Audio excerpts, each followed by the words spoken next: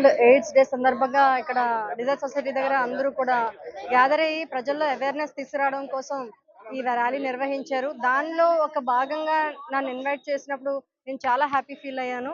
నిజంగా ఇది ప్రతి ఒక్కరు కూడాను వీళ్ళ గురించి ఆలోచించి మనలాంటి వాళ్ళు మేమున్నామని అనిపించాలి.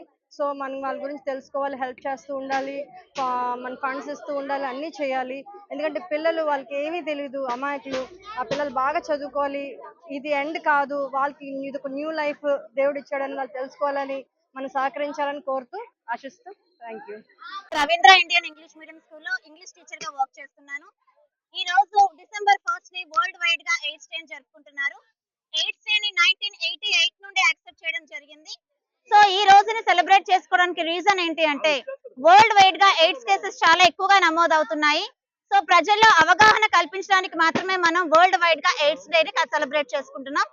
సో వన్స్ ఎయిడ్స్ అనే వ్యాధి కనుక ప్రజల్లో వచ్చింది అంటే వాళ్ళ ఇమ్యూనిటీ సిస్టమ్ బాగా డౌన్ అయిపోతుంది అండ్ ఫీవర్, వామిటింగ్స్, చాలా డిసీజెస్ అనేవి బాడీ యాక్సెప్ట్ చేయాల్సి వస్తుంది.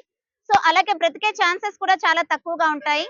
So AIDS full form is acquired immunodeficiency syndrome. So దీనికి నివారణ అనేది మాత్రమే మార్గం, ఎలాంటి చికిత్స లేదు.